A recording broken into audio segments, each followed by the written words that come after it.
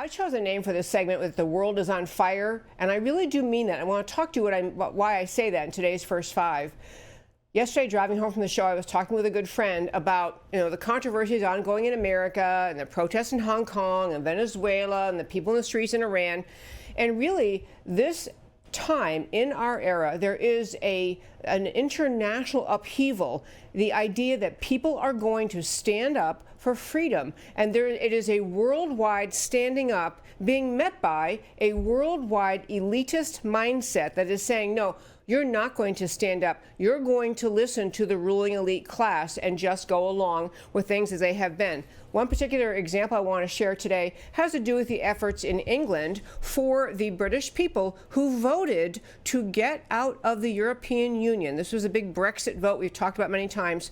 The Brexit vote happened, but the UK is still part of the European Union, and it is because the ruling elite class in England, in the Parliament, are simply refusing to go along with the will of the people. As it stands now, we have, and I think it's October 30th or 31st, is the date which, if no agreement as to the terms of the departure from the EU by the UK, if no terms are reached, UK is just out, and they're going to march on their own. But the ruling elite class, and this exists all around the world, but the ruling elite class in England is having none of it. They are actually banding together, and I'm not talking about just the Liberals, I'm talking about the Conservative Party in England, banding together the big globalist mindset people, the ruling elite mindset that's saying essentially, we, the ruling elite, we like being part of the EU. We don't like all this noise from the people about freedom and about our own European culture.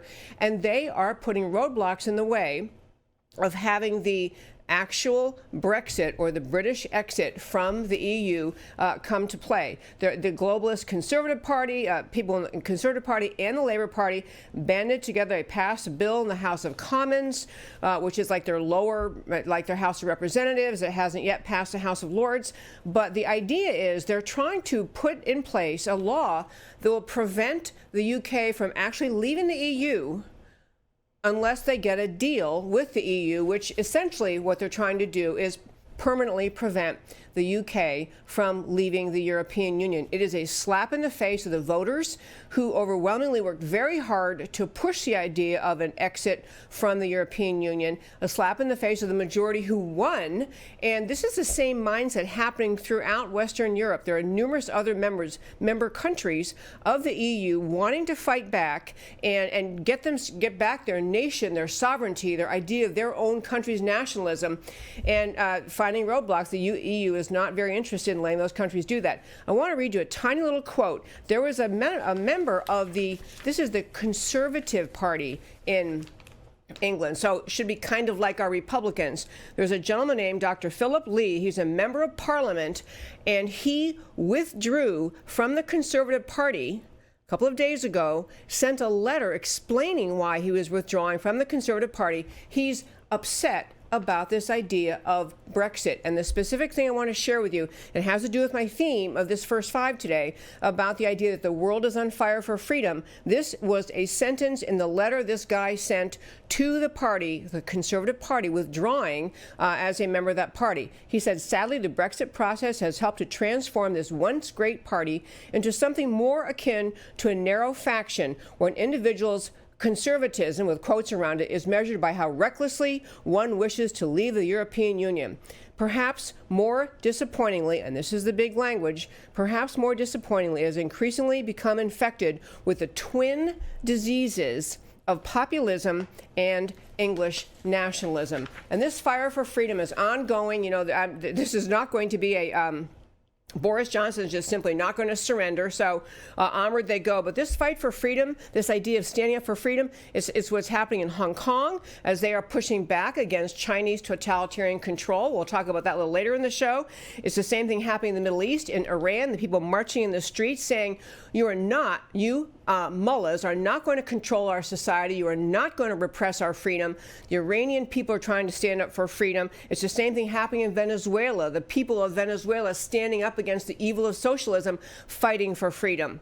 And it is exactly front and center what's on the American election cycle in 2020, the idea of the future of freedom in America. That is the issue that's the top level, high level issue in this country in the 2020 elections, is the future of freedom and sovereignty. Are we going to be a country or not? We've run through many times many of the claims and the mission, the goals of the Democrat Party contenders for the presidency. But when these people tell you they don't care about the border, they'd happily abandon the border. They would happily grant citizenship to anyone who wanders into this country. They are completely willing to engage in forced wealth confiscation to redistribute wealth according to their preference for who should have the money. They are willing to go after reparations, which is, again, extraction of privately owned wealth forcibly redistributed by the government. This is a crushing and the beginning of the end of freedom in America. That's what's on the ballot in 2020. In many other ways, too, the American left has gone so far left, as have many other elitists around this world, gone so far into government-controlled society and a pure and utter disdain for the values and the wishes and the goals of the people in their country, even when people voted for them, as happened in the UK. Well, one issue of this is particularly front and center in America right now has to do with gun control. We've had, of course, the horrific shootings. We're all aware of them. We've talked about several of them on this show. We've had the loss of life, of innocent human life, at the hands of shooters who many argue shouldn't have had guns in their hands. So it's becoming an issue in the 2020 election cycle. What exactly, if anything, is the right thing to do in America, given we have a Second Amendment that guarantees the right to own firearms, and individual citizens to own firearms, and also, on the other hand, the pressure from the American left to somehow bring about either gun confiscation or radical control over guns, or an increased regulations and laws limiting access to gun ownership for American citizens. And that's going to be the topic we're going to turn to in just a moment with our guest who's joining us in just a moment. But to close out this first five today, I want to keep on talking about, not just today, but throughout this, all the way through to elections of 2020, about the issue on the table in America and really around the world is whether we, the people, still have the will and the determination, the passion for freedom strong enough and relentlessly enough to stand up against a ruling elite class that is not about to let the people have the power that they should have. And that, my friends, is today's first five.